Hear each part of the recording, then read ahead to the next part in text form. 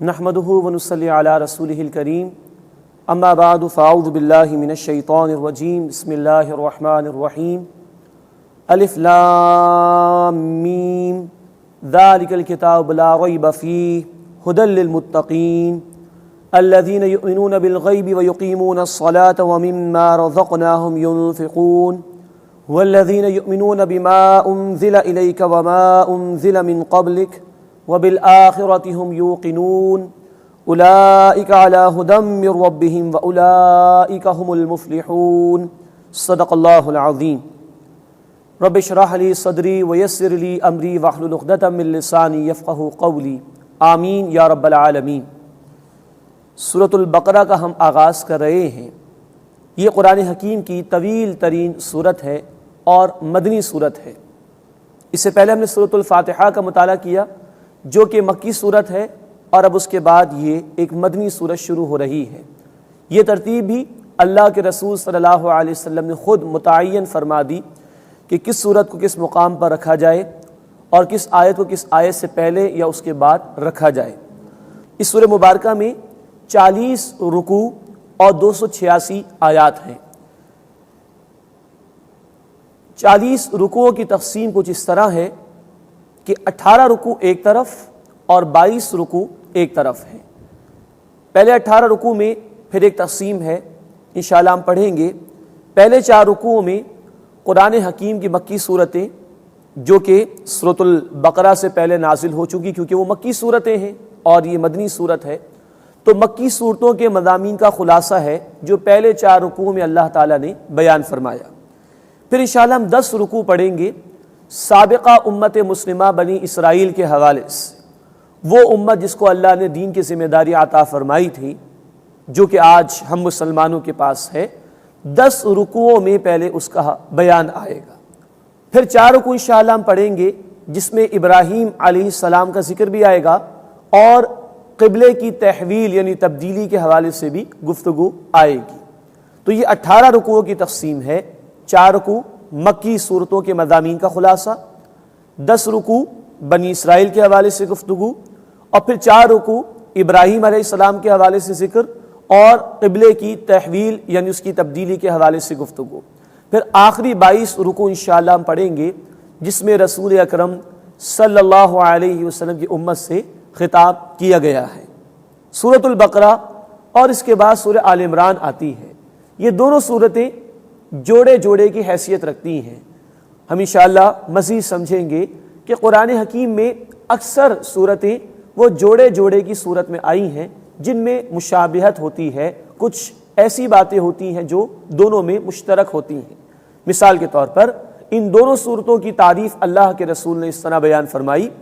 آپ نے فرمایا کہ یہ الزہروان 2 انتہائی روشن صورتیں ہیں، اور فرمایا کہ اپنے پڑھنے والوں کے لیے سایہ کریں گے قیامت کے دن۔ یہ حدیث مسلم شریف میں آئی ہے۔ تو ان دونوں کی عظمت کو اللہ کے رسول صلی اللہ علیہ وسلم نے اس طرح بیان فرمایا۔ پھر ان میں مشترک باتیں کچھ اس طرح ہیں کہ دونوں کے آغاز میں حروف مقطعات یعنی وہ حروف جنہیں علیحدہ علیحدہ پڑھا جاتا ہے، الف لام میم موجود ہیں۔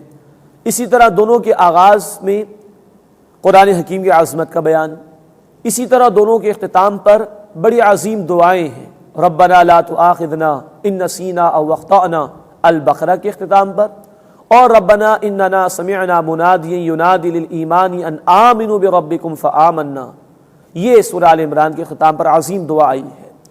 دونوں صورتوں میں مسلمانوں سے بھی خطاب ہے اور سابقہ امت بنی اسرائیل کے حوالے سے بھی گفتگو آئی ہے۔ تو یہ کچھ مشترک باتیں ہیں جو ان دونوں صورتوں میں ہمارے سامنے انشاءاللہ آئیں گی۔ ان کی عظمت اور ان میں جو مضامین اللہ تعالیٰ نے بیان فرمائے اس کا اندازہ اس بات سے بھی لگائیے کہ حضرت عمر فاروق رضی اللہ تعالیٰ عنہ فرماتے ہیں مجھے 8 برس لگے اس سورہ مبارکہ کے مضامین کو سمجھنے کے لیے۔ انہی کے صاحبزادے عبداللہ بن عمر رضی اللہ تعالیٰ عنہ فرماتے ہیں مجھے 12 برس لگے اس سورہ مبارکہ کے مضامین کو سمجھنے کے لیے۔ تو یہ کچھ گہرائیاں اور تفصیلات ہیں اور علم و حکمت کے موتی ہیں جو اللہ رب العزت نے اس سورہ مبارکہ میں عطا فرمائے۔ اللہ اس کا کچھ حصہ ہم سب کو بھی عطا فرمائے۔ اب آئیے اس تفصیل کے بعد اس سورہ مبارکہ کا باقاعدہ مطالعہ کرتے ہیں۔ پہلے 2 رکوع جو ہم پڑھنے جا رہے ہیں اس میں انشاءاللہ ہم دیکھیں گے کہ 3 گروہوں کا اللہ تعالیٰ نے ذکر فرمایا ہے۔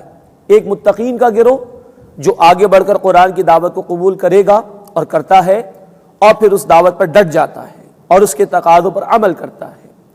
دوسرا گروہ کافرین کا، وہ لوگ جو فیس ویلیو پر قرآن کی انقلابی دعوت کا انکار کرتے ہیں اور اس کی مخالفت پر کمر بستہ ہو جاتے ہیں۔ پہلے رکوع میں ان 2 گروہوں کا ذکر ہے۔ تیسرے رکوع میں خاصی تفصیل سے تیسرے گروہ کا ذکر ہے جنہیں عام اصطلاح میں منافق کہا جاتا ہے، لیکن یہاں نام لیے بغیر ان کے طرز عمل اور کردار کو قرآن نے بیان کیا۔ تو ان 3 گروہوں کا ذکر انشاءاللہ پہلے 2 رکوع میں ہمارے سامنے آئے گا۔ پہلے رکوع میں متقین اور کافرین کا بیان ہم پڑھیں گے۔ الف لام میم یہ حروف مقطعات ہیں۔ مقطعات قطع سے بنا علیحدہ علیحدہ کرنا، یہ حروف علیحدہ علیحدہ پڑھے جاتے ہیں۔ الف لام میم، الف لام را، کاف ہا یا عین صاد، یہ مقطعات علیحدہ علیحدہ پڑھنا۔ ان کے متعلق چند باتیں سمجھ لیجئے۔ سب سے پہلی بات تو یہ ہے کہ ان کے اصل معنی اللہ کے علم میں ہے۔ نمبر 2، اللہ کے رسول صلی اللہ علیہ وسلم نے ان کے معنی بیان نہیں فرمائے۔ نمبر 3، ہدایت کے حصول کے لیے ان کے معنی کا معلوم ہونا ضروری نہیں، کیونکہ اگر ضروری ہوتا تو اللہ کے حبیب صلی اللہ علیہ وسلم بیان فرما دیتے۔ نمبر 4، ہمارا ایمان ہے کہ یہ قرآن کا حصہ ہیں اور ان کے پڑھنے پر، ان کی تلاوت پر ثواب ملتا ہے، جیسے کہ جامع ترمذی کی حدیث ہے، ایک ایک حرف کی تلاوت پر 10 نیکیوں کا ثواب ملتا ہے۔ اور آپ نے فرمایا کہ الف ایک حرف ہے، لام ایک حرف ہے، میم ایک حرف ہے، ہر حرف کی تلاوت پر ثواب ملتا ہے۔ نمبر 5، امت کی اکثریت کا اس پر اتفاق ہے کہ ان کے اصل معنی اللہ ہی کے علم میں ہے، اس سے ہمیں اس کی زیادہ کھوج میں نہیں جانا چاہیے۔ ہاں یہ ضرور ہے کہ بعض علماء نے، بعض مفسرین نے ان کے کچھ معنی بیان کرنے کی کوشش کی، لیکن امت میں اس کو قبولیت نہیں مل سکی۔ اس لیے صحیح تر بات یہی ہے کہ ان کے اصل معنی کو اللہ ہی کی طرح منسوب کیا جائے، وہی بہتر جانتا ہے۔ چھٹی بات اس ضمن میں یہ ہے کہ ممکن ہے کہ زمانے کے گزرنے کے ساتھ ساتھ آئندہ کبھی ان کے معنی ظاہر ہو جائیں، واللہ عالم، اللہ ہی اس کو بہتر جانتا ہے۔ اور 7ویں اور آخری بات یہ ہے کہ یہ قرآن کا ایک چیلنج بھی ہے، خاص طور پر عربوں کے لیے بھی تھا اور آج کے لوگوں کے لیے بھی، کہ یہ الف لام میم کاف ہا یا عین صاد یہ حروف اللہ نے استعمال فرمائے اور تمہارے سامنے کلام پیش کیا۔ اگر کوئی شک اور شبہ ہے تو تم بھی پیش کر کے دکھا دو، تم بھی ان حروف سے واقف ہو، ان الفابیٹ سے واقف ہو۔ لیکن یہ اللہ کا چیلنج آج تک موجود ہے اور کوئی بھی اس کا مقابلہ نہیں کر سکتا۔ الف لام میم ذالک الکتاب، یہ ہے وہ کتاب لا ریب جس میں کوئی شک نہیں، فیہ ھدی للمتقین، اس میں ہدایت ہے تقوی اختیار کرنے والوں کے لیے۔ یہ آیت جب ہم پڑھتے ہیں تو قرآن حکیم میں عام طور پر مصحف میں ہم دیکھتے ہیں 3 نقطے لگے ہوئے ہوتے ہیں، جس کے متعلق معانقہ بھی لکھا ہوتا ہے عام طور پر مصحف میں۔ اس کا مطلب یہ ہوتا ہے کہ دونوں مقامات پر وقف کیا جا سکتا ہے اور معنی بدل سکتے ہیں، ایک سے زیادہ معنی کے امکان اس طور پر پیدا ہوتے ہیں، جیسے کہ میں نے آپ کے سامنے ترجمہ کیا ذالک الکتاب لا ریب، یہ ہے وہ کتاب کوئی شک نہیں، فیہ ھدی للمتقین، اس میں ہدایت ہے تقوی اختیار کرنے والوں کے لیے۔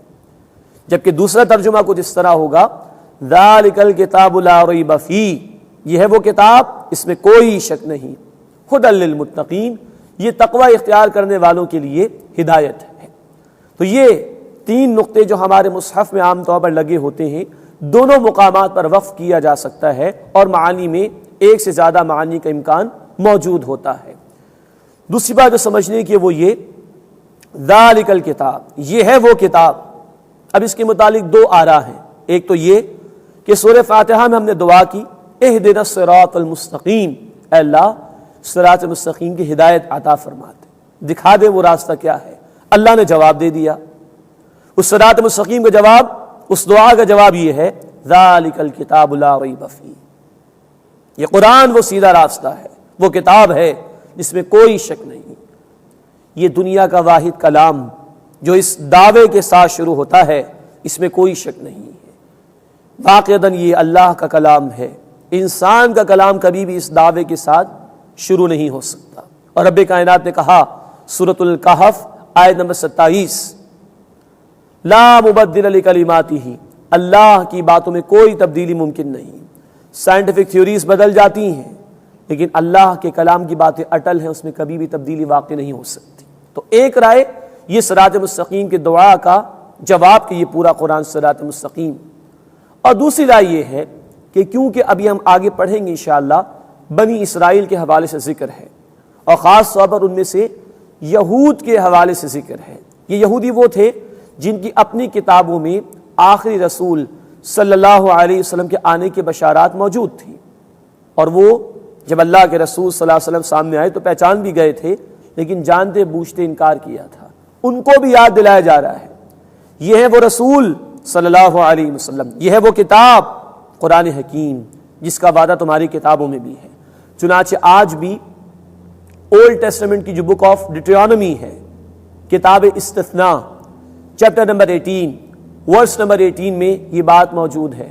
اللہ کا کلام تھا موسیٰ علیہ السلام سے کہ میں ان کے بھائیوں میں سے تیری مانند اے موسیٰ علیہ السلام ایک رسول کو کھڑا کروں گا اور اس کے منہ میں اپنا کلام ڈالوں گا۔ بنی اسرائیل کے بھائی بنی اسماعیل کزنز تھے ان کے، ابراہیم علیہ السلام کے بیٹے اسحاق علیہ السلام، اسحاق علیہ السلام کے بیٹے یعقوب علیہ السلام، یہ ایک نسل چلی ہے ابراہیم علیہ السلام سے، تو اس میں بنی اسرائیل آئے۔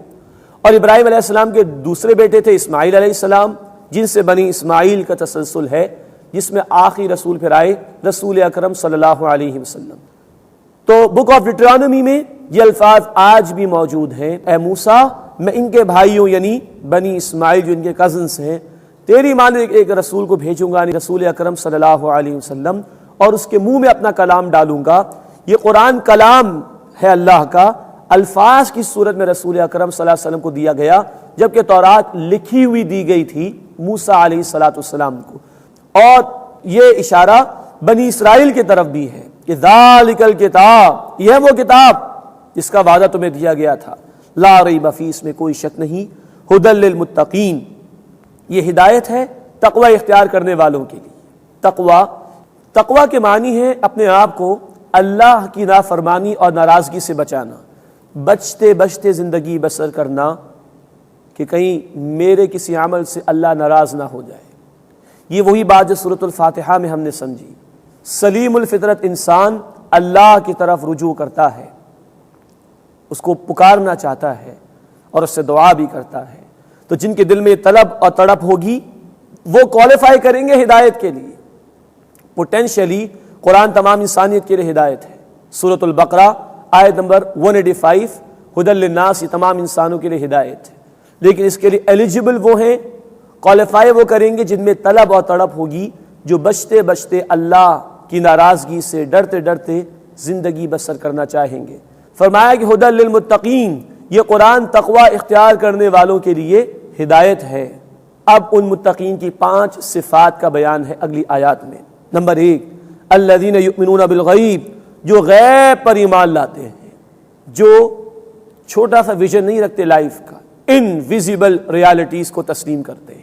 الحمدللہ رب العالمین مالک یوم الدین، جو یہاں تک پہنچ جائیں ان کے لیے ہدایت ہے۔ نمبر 2، وَيُقِيمُونَ الصَّلَاةَ، اور وہ نماز قائم کرتے ہیں۔ ایمان کا اظہار ہوتا ہے عمل کے ذریعے سے، اور عمل میں اولین مطالبہ نماز کا، تو محض ماننا نہیں، عمل درآمد بھی کرنا۔ وَيُقِيمُونَ الصَّلَاةَ، اور وہ نماز قائم کرتے ہیں۔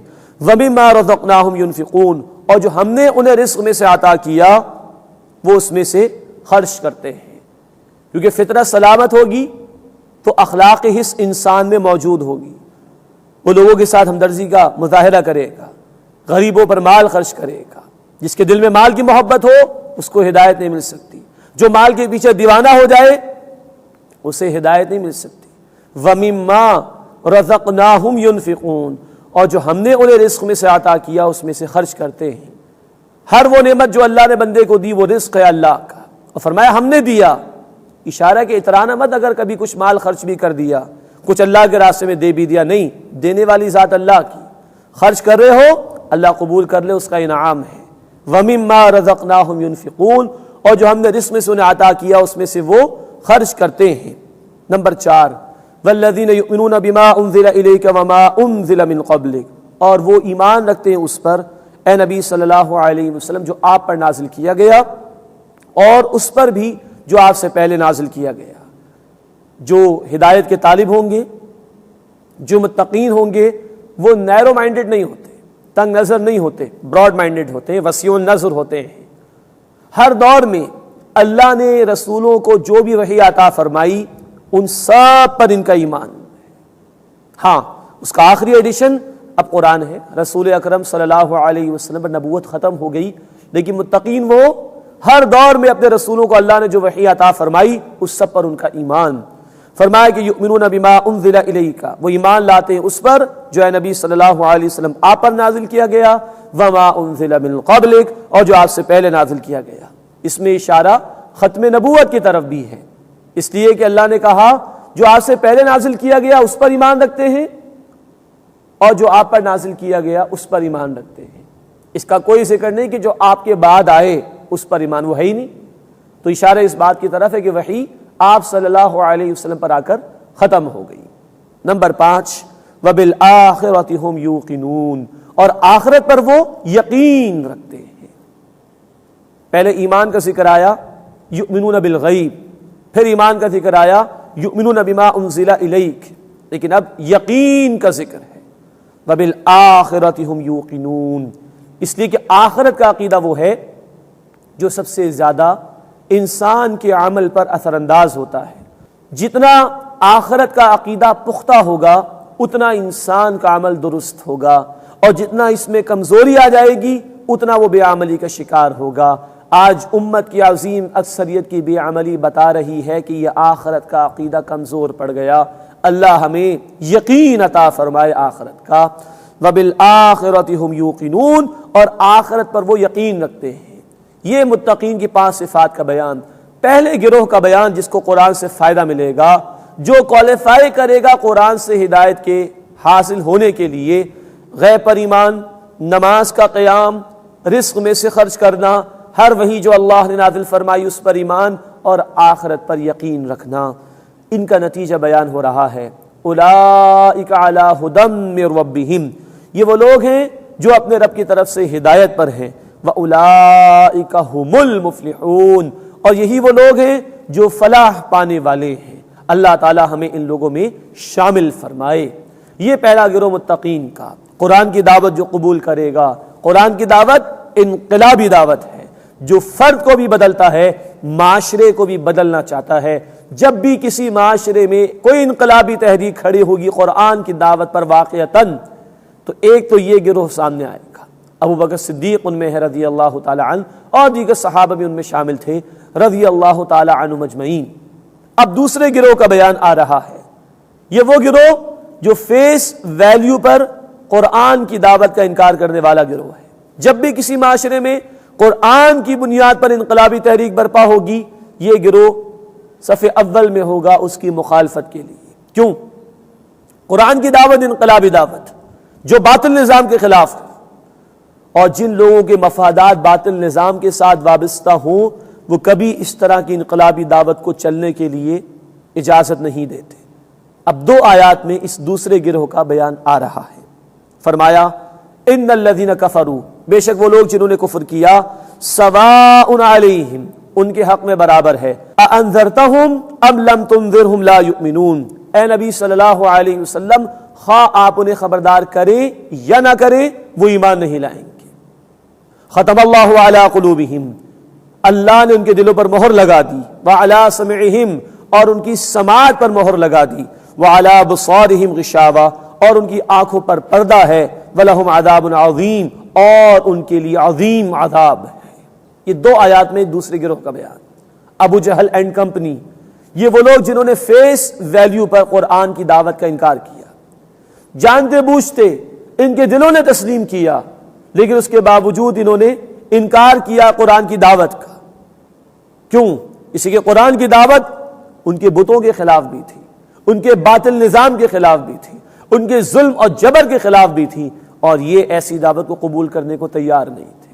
فرمایا کہ اے نبی ان کے حق میں برابر ہے، آپ انہیں خبردار کریں یا نہ کریں یہ ایمان نہیں لائیں گے۔ فرمایا ان کے حق میں برابر ہے۔ اللہ کے رسول صلی اللہ علیہ وسلم نے پھر بھی دعوت کا کام جاری رکھا، شاید کہ پلٹ آئیں تو آپ صلی اللہ علیہ وسلم کا اجر و ثواب اپنی جگہ پر ہے۔ ہر داعی حق کو محنت کرتے رہنا چاہیے، اس کا اجر اللہ کیا محفوظ۔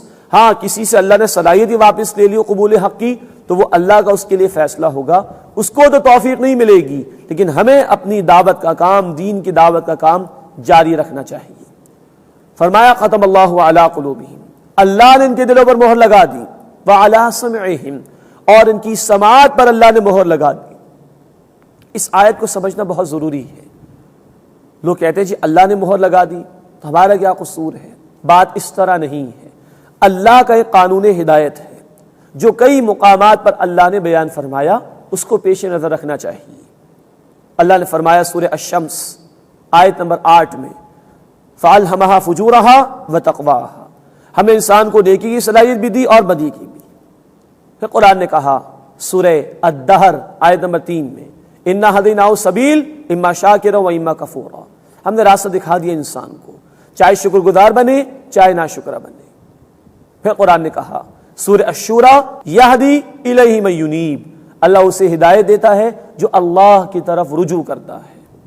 پھر اللہ نے فرمایا سورہ الصف آیت نمبر 5، فلما زاغوا ازاغ اللہ قلوبہم، جب انہوں نے خود ٹیڑھ اختیار کی تو اللہ نے بھی ان کے دلوں کو ٹیڑھا فرما دیا۔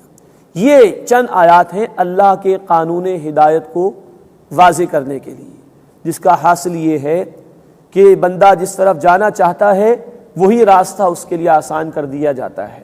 وہ نیکی کی طرف جانا چاہے گا توفیق اللہ کی طرف سے ملے گی، بدی کرنا چاہے گا تو اجازت اللہ ہی کی طرف سے ملے گی۔ ہاں نیکی میں توفیق بھی اللہ کی ہوتی ہے اور اس میں اللہ کی رضا بھی شامل ہوتی ہے، بدی میں اجازت ہوتی ہے اللہ کی رضا اس میں شامل نہیں ہوتی۔ تو اللہ نے مہر اس وقت لگائی جب انہوں نے خود جانتے بوجھتے انکار کا ہی فیصلہ کر لیا تو اللہ نے حق قبول کرنے کی صلاحیت ہی واپس لے لی۔ فرمایا ختم اللہ علی قلوبہم، اللہ نے ان کے دلوں پر مہر لگا دی، وعلی سمعہم، اور ان کی سماعت پر مہر لگا دی، وعلی ابصارہم غشاوہ، اور ان کی آنکھوں پر پردہ ہے، ولہم عذاب عظیم، اور ان کے لیے دردناک عذاب ہے۔ یہ دوسرے گروہ کا بیان مکمل ہوا 2 آیات میں۔ اب دوسرا رکوع شروع ہو رہا ہے، اس میں تیسرے گروہ کا بیان، وہ تیسرا گروہ جس کو اصطلاح میں منافق کہا جاتا ہے، جو نہ اہل ایمان کے سچے ہوتے ہیں نہ کفار کے سچے ہوتے ہیں، نہ اہل ایمان سے واقعی کوئی ان کا تعلق ہوتا ہے نہ کفار سے، ان کا سارا مطمع نظر اور ان کا سارا فوکس ہوتا ہے اپنے ذاتی مفادات پر۔ لیکن یہاں قرآن نے لفظ نفاق یا منافق استعمال نہیں کیا۔ اس کی وجہ یہ کہ سورۃ البقرہ مدنی دور کے بالکل آغاز میں نازل ہوئی اور ابھی نفاق کا پودا پروان چڑھنا تھا آگے جا کر، لیکن قرآن نے وعدے کر دیا اس کردار کو جو بین بین رہنے والا کردار ہے، نہ ادھر ہوتا ہے نہ ادھر ہوتا ہے، اس کے ذاتی مفادات ہوتے ہیں جو اس گروہ کو عزیز ہوتے ہیں، نہ وہ اہل ایمان کے ساتھ ہوتے ہیں نہ کفار کے ساتھ، لیکن قرآن نے کردار واضح کر دیے تاکہ جو سنبھلنا چاہے وہ سنبھل جائے۔ تو اب اس دوسرے رکوع میں ہم دیکھیں گے انشاءاللہ کہ منافقانہ طرز عمل کو بیان کیا گیا۔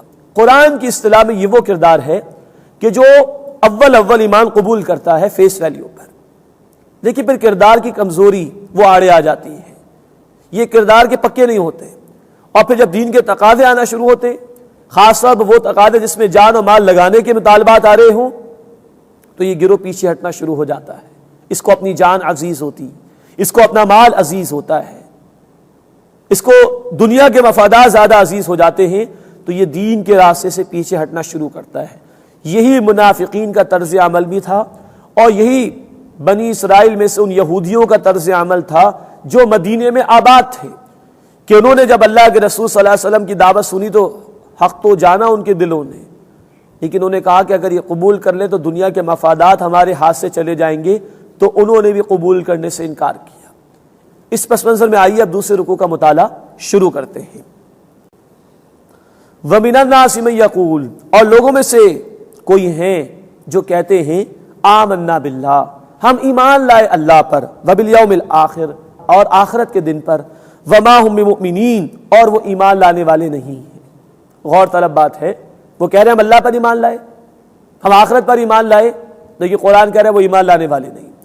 یہودیوں کی بھی نفی جو رسول اکرم صلی اللہ علیہ وسلم کی رسالت کا انکار کرتے تھے، منافقین کی بھی نفی جو رسول اکرم صلی اللہ علیہ وسلم کو ماننے کا دعویٰ کرتے تھے لیکن آپ صلی اللہ علیہ وسلم کی اطاعت سے فرار اختیار کرتے تھے۔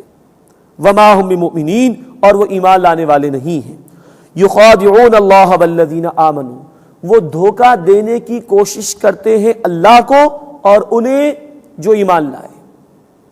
یہ منافقین ایمان کا جھوٹا دعویٰ بھی کرتے تھے لیکن عمل سے فرار اختیار کرتے تھے اور اپنی دانش میں سمجھتے تھے بہت اچھے جا رہے ہیں۔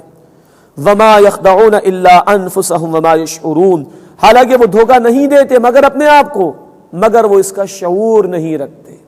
یہ ایمان قبول کرنے کے بعد عمل سے فرار اختیار کر رہے ہیں، جان مال لگانے کے تقاضے آ رہے ہیں، فرار اختیار کر رہے ہیں، تو ایمان کا سودا کر رہے ہیں دنیا کے معمولی سے نفع کے لیے، اس سے بڑا کوئی خسارہ نہیں۔ دھوکے میں یہ خود پڑ چکے ہیں لیکن انہیں اس کا شعور تک نہیں ہے۔ فی قلوبہم مرض، ان کے دلوں میں ایک بیماری ہے۔ فزادہم اللہ مرضا، تو اللہ نے انہیں بڑھا دیا بیماری میں اور زیادہ۔ یہ بیماری نفاق کی بیماری، جس کو ہم کہیں گے کردار کی کمزوری۔ دین واضح ہے، مطالبات آ رہے ہیں بالکل واضح ہیں، لیکن دنیا آڑے آ رہی ہے، تو اس بیماری میں اور اللہ نے ان کو بڑھا دیا، کیونکہ جو بندہ جس رخ پر چلنا چاہتا ہے وہی رخ اللہ کی طرف سے اس کے لیے آسان کر دیا جاتا ہے۔ وَلَهُمْ عَذَابٌ عَلِيمٌ بِمَا كَانُوا يَكْذِبُونَ، اور ان کے لیے دردناک عذاب ہے کیونکہ وہ جھوٹ بولتے ہیں۔ ان کے جھوٹے ایمان کے دعووں کی وجہ سے ان کے لیے دردناک عذاب تیار کیا گیا۔ وَإِذَا قِيلَ لَهُمْ، اور جب انہیں کہا جاتا ہے لَا تُفْسِدُوا فِي الْأَرْضِ، زمین میں فساد نہ پھیلاؤ، قالوا، وہ پلٹ کر جواب دیتے ہیں إِنَّمَا نَحْنُ مُصْلِحُونَ، ہم تو اصلاح کرنے والے ہیں صرف۔ یہ ہے ڈھٹائی کا مظاہرہ۔ اللہ کے رسول صلی اللہ علیہ وسلم کی دعوت تھی اسلام کے نفاذ کے لیے، دین کے غلبے کے لیے، لوگوں کو ظلم سے نجات دلانے کے لیے، یہ اس سے فرار اختیار کر رہے ہیں، بلکہ اب آستین کے سانپ بن کر روڑے اٹکا رہے، رکاوٹ پیدا کر رہے ہیں، اور اس پر چوری اور سینہ زوری ہے کہ ہم تو اصلاح کرنے والے ہیں۔ یہ ان کے ڈھٹائی کا مظاہرہ۔ آج بھی جو لوگ قرآن کی بات کرتے ہیں، دین کے غلبے کی جد و جہد کی بات کرتے ہیں، ان کو طرح طرح کی باتیں سنائی جاتی ہیں، فینیٹکس، دیوانہ کہا جاتا ہے، اور وہ لوگ جو باطل نظام کے ساتھ تعلقات استوار رکھتے ہیں وہ اپنی دانش میں سمجھتے ہیں کہ وہ اصلاح کا عمل کر رہے ہیں۔ گفتگو 1400 برس پہلے ہوئی، تصویر کشی آج کے ماحول کی قرآن کر رہا ہے۔ اللہ، اب اللہ کا تبصرہ، آگاہ ہو جاؤ، انہم هم المفسدون، یہی لوگ فساد مچانے والے۔ سب سے بڑا فساد یہ ہے کہ اللہ کے دین کے راستے میں رکاوٹ پیدا کر دی جائے۔ اللہ، آگاہ ہو جاؤ، انہم هم المفسدون، بے شک یہی لوگ فساد کرنے والے ہیں، ولکن لا یشعرون، لیکن وہ شعور نہیں رکھتے۔ وَإِذَا قِيلَ لَهُمْ، اور جب انہیں کہا جاتا ہے آمنوا کما آمن الناس، ایمان لاؤ جیسے دیگر لوگ ایمان لائے ہیں، مراد صحابہ کرام رضی اللہ تعالی عنہم اجمعین، ان سچے ایمان لانے والے لوگوں کی طرح ایمان لاؤ، جھوٹے دعوے نہ کرو۔ قالوا، وہ کہتے ہیں انؤمن کما آمن السفہاء، کیا ہم ایمان لائیں جیسے بیوقوف ایمان لائے؟ معاذ اللہ، معاذ اللہ، صحابہ کرام کو انہوں نے بیوقوف کہا۔ انؤمن کما آمن السفہاء، کیا ہم ان بیوقوفی کی طرح ایمان لائے؟ معاذ اللہ ثم معاذ اللہ، انہوں نے صحابہ کرام کو بیوقوف کہا۔ اس کو بھی سمجھنے کی ضرورت ہے۔ صحابہ کون تھے رضی اللہ تعالی عنہم اجمعین؟ اللہ کے رسول صلی اللہ علیہ وسلم کی تربیت یافتہ، جنہوں نے اللہ کے دین کی خاطر سب کچھ لٹا دیا، اپنی جان و مال کی فکر نہیں کی، اپنی دنیا کی فکر نہیں کی، سب کچھ قربان کرنے کے لیے تیار۔ لیکن جو دنیا پرست آدمی ہوتا ہے، منافق آدمی ہوتا ہے، جب وہ ایسے لوگوں کو دیکھتا ہے تو کہتا ہے یہ دیوانے ہو گئے ہیں۔ تو یہ وہ ذکر قرآن کر رہا ہے۔ قالوا، تو وہ کہتے ہیں انؤمن کما آمن السفہاء، کیا ہم ایمان لائیں جیسے یہ بیوقوف ایمان لائے؟ معاذ اللہ، الا، آگاہ ہو جاؤ، انہم هم السفہاء، یہی بیوقوف ہیں، ولکن لا یعلمون، لیکن وہ جانتے نہیں۔ اس سے بڑی بیوقوفی کیا ہوگی کہ ایمان کا سودا کر رہے ہیں، دنیا کے چند ٹکوں کے عوض، اور اپنی آخرت کو برباد کر رہے ہیں۔ وَإِذَا لَقُوا الَّذِينَ آمَنُوا، اور جب وہ ایمان لانے والوں سے ملتے ہیں، قَالُوا آمَنَّا، کہتے ہیں ہم ایمان لے آئے۔ وَإِذَا خَلَوْا إِلَىٰ شَيَاطِينِهِمْ، اور جب وہ اپنے شیاطین کے پاس اکیلے ہوتے ہیں، مراد اپنے سرداروں کے پاس، اپنے بڑوں کے پاس، قالوا تو کہتے ہیں انا معکم، ہم تو تمہارے ساتھ ہیں، انما نحن مستہزئون، بے شک ہم تو مذاق کرتے ہیں۔ یہ ان کا دو رخا پن یہاں بیان ہو رہا ہے کہ مسلمانوں کے پاس جاتے تو ان کو اطمینان دلاتے ہم ایمان والے ہیں، اور اپنے سرداروں کے پاس ہوتے ہیں، منافقین کے سرداروں کے پاس منافقین، اور یہود کے سردار اور علماء کے پاس یہودین، ہم تو تمہارے ساتھ ہیں۔ یہ دو رخا پن ہے، اسی کا نام منافقت ہے، یہ اللہ کے ہاں قابل قبول نہیں۔ آگے اللہ نے تبصرہ فرمایا، اللہ یستہزئ بہم، اللہ ان کے استہزاء کا جواب دیتا ہے، ویمدہم فی طغیانہم یعمہون، اور اللہ انہیں ان کی سرکشی میں ڈھیل دیتا ہے، وہ اندھے ہو رہے ہیں، ان کو سمجھ نہیں آ رہا کہ ہم کہاں جا رہے ہیں۔ اللہ نے مہلت دی ہے، یہ سمجھ رہے کہ بہت اچھے جا رہے ہیں، حالانکہ ان کی گمراہی کا فیصلہ ان کے ان اعمال کی وجہ سے ہو چکا، لیکن انہیں شعور تک نہیں۔ اولئک الذین اشتروا الضلالۃ بالہدی، یہ وہ لوگ ہیں جنہوں نے ہدایت کے بدلے گمراہی مول لی، فما ربحت تجارتہم وما کانوا مہتدین، تو ان کی تجارت نے کوئی فائدہ نہ دیا اور نہ وہ ہدایت پانے والے تھے۔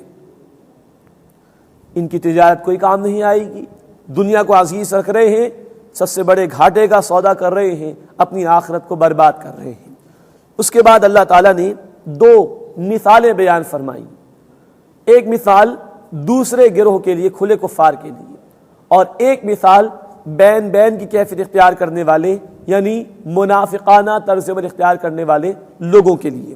دوسرے گروہ کی تمثیل بیان ہو رہی ہے، مثلہم کمثل الذی استوقد نارا، ان کی مثال ایسی ہے جیسے کہ ایک شخص جس نے آگ روشن کی، مراد ہے رسول اکرم صلی اللہ علیہ وسلم، قرآن کا نور عام کیا، اس معاشرے کو روشن کر رہے تھے آپ صلی اللہ علیہ وسلم۔ فلما اضاءت ما حولہ، پھر جب اس آگ نے، اس روشنی نے ارد گرد کے ماحول کو روشن کر دیا، ذهب اللہ بنورہم وترکہم فی ظلمات لا یبصرون، تو اللہ نے ان سے ان کی روشنی سلب کر لی اور انہیں اندھیروں میں چھوڑ دیا، وہ دیکھتے نہیں ہیں۔ یہ بہت ہی بری اور بدترین سزا ہے جو اللہ کسی قوم یا کسی گروہ یا کسی فرد کو دے۔ ماحول روشن ہے، لیکن روشنی کو دیکھنے کے لیے آنکھوں میں بھی روشنی موجود ہونا ضروری ہوتا ہے، اور ماحول میں بھی روشنی کا موجود ہونا ضروری ہوتا ہے۔ قرآن کی روشنی تو عام تھی، لیکن ان کے دل تاریک ہو چکے تھے، وہ دل کے اندھے ہو چکے تھے، تو وہ صلاحیت ختم ہو چکی تھی، اس لیے اس روشنی سے ان کو فائدہ نہیں ملا۔ جو خود اس صلاحیت کو کھو دے، ہر دھرمی کی روش اختیار کر کے، انکار کی روش اختیار کر کے، اس کو ہدایت سے فائدہ نہیں ملتا۔ صم بکم عمی فہم لا یرجعون، وہ بہرے ہیں، گونگے ہیں اور اندھے ہیں، بس وہ واپس نہیں لوٹیں گے۔ اللہ اس برے انجام سے ہماری حفاظت فرمائے۔ اب تیسرے گروہ کے لیے ایک تمثیل بیان ہو رہی ہے۔ یہ وہ تیسرا گروہ جس کا ذکر دوسرے رکوع میں چل رہا ہے، درمیان میں رہنے والے گروہ کے لوگ، بین بین کے روش اختیار کرنے والے لوگ، جو کردار کے پختہ اور پکے نہ ہوں، صاحب کردار نہ ہوں، ان کے لیے ایک تمثیل۔ او کصیب من السماء فیہ ظلمات ورعد وبرق، یہ جیسے آسمان سے بارش وہ برسے، اس میں اندھیرے ہوں اور گرج اور بجلی بھی۔ یجعلون اصابعهم فی آذانہم من الصواعق حذر الموت، وہ اپنے کانوں میں انگلیاں ٹھوس لیتے ہیں کڑک کی وجہ سے، موت کے ڈر سے۔ واللہ محیط بالکافرین، اور اللہ کفر کرنے والوں کا احاطہ کیے ہوئے ہے۔ اب یہ ذکر اصل میں ہو رہا ہے بین بین کی کیفیت اختیار کرنے والوں کا۔ فرمایا کہ بارش برس رہی ہے، اس میں بجلی بھی ہے، کڑک بھی ہے، گرج بھی ہے، مراد ہے کہ قرآن کی بارش برس رہی، اور اللہ کے احکامات آ رہے ہیں، ان میں وہ احکامات بھی ہیں کہ جو نسبتاً آسان ہیں، اور وہ احکامات بھی ہیں جن میں جان اور مال لگانے کے تقاضے دین کے لیے۔ تو یہ تقاضے ان منافقانہ رویہ اختیار کرنے والے لوگوں پر بڑے بھاری ہیں، تو وہ محسوس کرتے ہیں کہ اگر ہم نے دین کی خاطر محنت کی تو ہماری جان چلی جائے گی، تو ان مطالبات کے آنے کے نتیجے میں انہیں اپنی موت دکھائی دیتی ہے اور وہ فرار اختیار کرنا چاہتے ہیں۔ فرمایا کہ واللہ محیط بالکافرین، اور اللہ کفر کرنے والوں کا احاطہ کیے ہوئے ہے۔ یکاد البرق یخطف ابصارہم، قریب ہے کہ بجلی ان کی نگاہیں اچک لے، ابھی ان کی موت آ جائے۔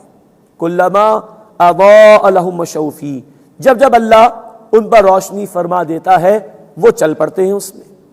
وَإِذَا أَظْلَمَ عَلَيْهِمْ قَامُوا، اور جب اللہ ان پر اندھیرا طاری فرما دیتا ہے وہ کھڑے ہو جاتے ہیں۔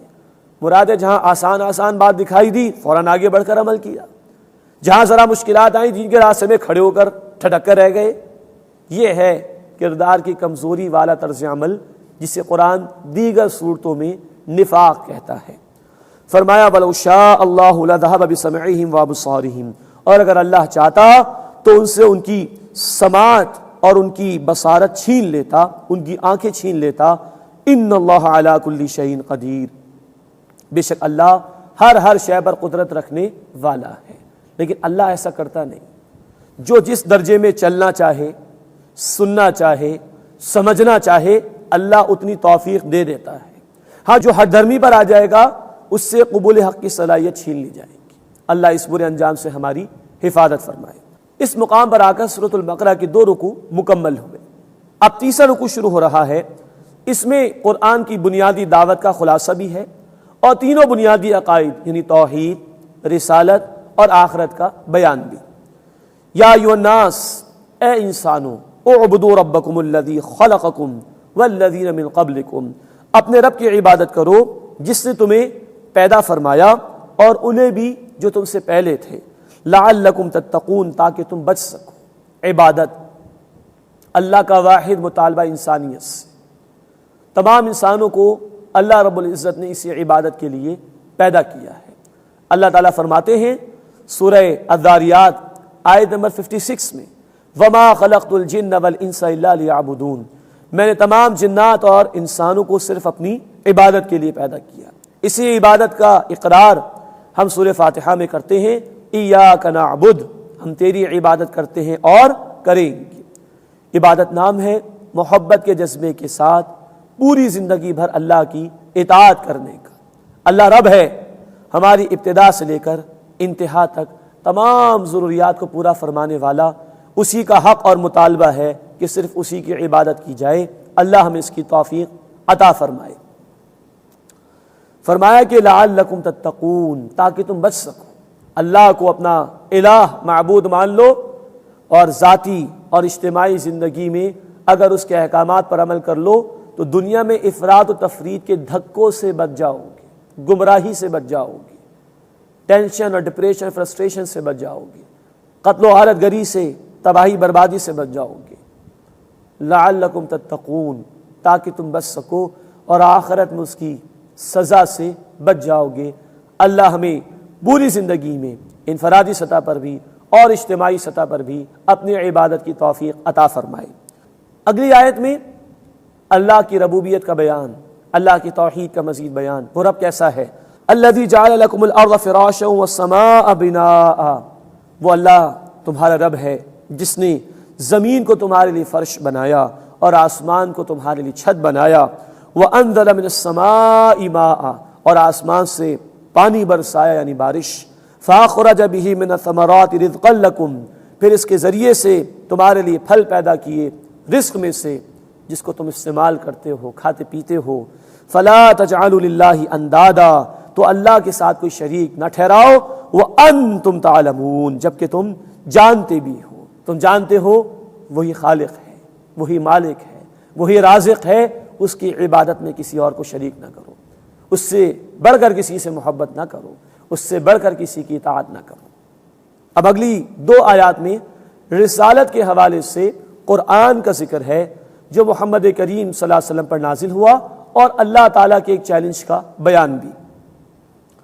وَإِن كُنتُمْ فِي رَيْبٍ مِّمَّا نَزَّلْنَا عَلَىٰ عَبْدِنَا، اور اگر تمہیں اس کلام میں شک ہو جو ہم نے اپنے بندے صلی اللہ علیہ وسلم پر نازل فرمایا، فَأْتُوا بِسُورَةٍ مِّن مِّثْلِهِ، تو اس کی ایک سورت کی جیسی کوئی شے لے آؤ۔ یہ ہے قرآن کا چیلنج۔ یہ کلام برحق ہے جو اللہ رب العزت نے محمد رسول اللہ صلی اللہ علیہ وسلم کو عطا فرمایا. بندے ہیں وہ اللہ کے جن پر یہ کلام نازل ہوا. اور اگر کوئی شک ہے اس کلام میں تو اس قرآن کی کسی صورت سے ملتی جلتی کوئی صورت لے آؤ. یہ چیلنج آج بھی ہے قرآن کا، لیکن اللہ نے اس کو گریجولی آسان کیا ہے. اس وقت ہم سورۃ البقرہ پڑھ رہے ہیں جو مدنی صورت ہے. اس سے پہلے مکی صورتوں میں بھی اس چیلنج کا بیان آ چکا ہے. مثال کے طور پر سورہ الطور آیت نمبر 34 اور سورہ بنی اسرائیل آیت نمبر 88 میں کہا گیا اگر شک ہے قرآن پیش کر دو، تم بھی کوئی قرآن بنا کر لے آؤ. پھر فرمایا گیا سورہ ہود آیت نمبر 13 میں چلو 10 سورتیں کوئی لے آؤ. پھر اور آسان کیا گیا سورہ یونس آیت 38 میں ایک ہی سورت لے آؤ. اور سب سے آخر میں یہ مقام ایک سورت بھی نہیں، کسی سورت سے ملتی جلتی ہی کوئی سورت لے آؤ. سورہ کوثر انا اعطیناک الکوثر فصل لربک وانحر ان شانئک هو الابتر. یہ سننے کے بعد اس وقت ایک بہت بڑا شاعر وہ خاموش ہو گیا کہ یہ اللہ کا کلام ہے، کسی انسان کا کلام نہیں. ایک سورت سے ملتی جلتی کوئی سورت لے آؤ. وَادْعُوا شُهَدَاءَكُم مِّن دُونِ اللَّهِ، اور بلا لو اپنے مددگار اللہ کے سوا جو بھی ہوں، ان کنتم صادقین، اگر تم سچے ہو. یہ چیلنج آج بھی قرآن کا ہے، اور یہ چیلنج اللہ ہی کے کلام میں ہو سکتا ہے، کسی انسان کے کلام میں نہیں. آگے الفاظ سماعت فرمائیے. فَإِن لَّمْ تَفْعَلُوا، پھر اگر تم یہ نہ کر سکو، وَلَن تَفْعَلُوا، اور ہرگز ایسا نہیں کر سکو گے، فَاتَّقُوا النَّارَ، ڈرو اس آگ سے، الَّتِي وَقُودُهَا النَّاسُ وَالْحِجَارَةُ، جس کا ایندھن آدمی اور پتھر بنیں گے، اُعِدَّتْ لِلْكَافِرِينَ، جو تیار کی گئی کفر کرنے والوں کے لیے. اس آگ میں انسان بھی جائیں گے اور پتھر بھی جائیں گے. ایک رائے یہ ہے کہ پتھر سے بت بنائے جاتے تھے، وہ بت بھی مار ڈالے جائیں گے. اور نمبر 2، جو پتھر سے بنا ہوا کوئلہ ہوتا ہے اس کی حدت اور اس کی آگ کی شدت بھی زیادہ ہوتی ہے. اللہم اجرنا من النار، اے اللہ ہمیں آگ کے عذاب سے محفوظ فرما. اعدت للکافرین، وہ تیار کی گئی ہے کفر کرنے والوں کے لیے. یہ اب آخرت کے ضمن میں بیان آ گیا آگ کا، اور اگلی آیت میں جنت کا بیان بھی آئے گا. تو یہ تیسرا عقیدہ آخرت کا بیان بھی اس مقام پر آ گیا. وبشر الذین آمنوا، اور اے نبی صلی اللہ علیہ وسلم بشارت دیجئے ان لوگوں کو جو ایمان لائے، وعاملوا الصالحات، اور جنہوں نے نیک اعمال کیے. صرف ایمان نہیں، جنہوں نے عمل بھی کیے ان کے لیے بشارت ہے. ان لہم جنات، کہ بے شک ان کے لیے باغات ہیں. اللہم انا نسألک الجنہ، اے اللہ ہم تجھ سے تیری جنت کا سوال کرتے ہیں. ان کے لیے جنات یعنی باغات ہیں، تجری من تحتها الانہار، جن کے نیچے نہریں جاری ہیں. کلما رزقوا منها من ثمرۃ رزقا، جب جب انہیں اس میں سے کوئی پھل رزق میں سے کھانے کے لیے دیا جائے گا، قالوا، وہ کہیں گے، ھذا الذی رزقنا من قبل، یہ تو وہی ہے جو اس سے پہلے بھی ہمیں کھانے کو دیا گیا تھا. مراد یہ ہے کہ دنیا میں جو پھل تھے اس کے جو شیپ تھے اس سے ملتے جلتے ہوں گے تاکہ ایکسیپٹنس آسان ہو جائے. اور ایک رائے یہ کہ جنت میں پچھلی مرتبہ جو پھل دیے گئے ہوں گے ویسے دوبارہ دیے جائیں گے. لیکن آگے فرمایا کہ وَأُتُوا بِهِ مُتَشَابِهًا، حالانکہ انہیں اس سے ملتا جلتا دیا گیا ہوگا. ہر مرتبہ ڈیفرنٹ اور نیا ٹیسٹ ہوگا جو ان پھلوں میں اللہ عطا فرمائیں گے. وَلَهُمْ فِيهَا أَزْوَاجٌ مُطَهَّرَةٌ، اور وہاں ان کے لیے پاکیزہ جوڑے ہوں گے. زوج کی جمع ازواج اسپاؤس کے معنی میں بھی آتا ہے، شوہر کے لیے بیوی، بیوی کے لیے شوہر، یہ زوج. وَلَهُمْ فِيهَا أَزْوَاجٌ مُطَهَّرَةٌ، اور ان کے لیے ان میں پاکیزہ جوڑے ہیں. وَهُمْ فِيهَا خَالِدُونَ، اور وہ اس میں ہمیشہ ہمیشہ رہیں گے. اے اللہ ہمیں اہل جنت میں شامل فرما اور اہل جہنم میں ہونے سے محفوظ فرما. آمین یا رب العالمین. وآخر دعوانا ان الحمد للہ رب العالمین.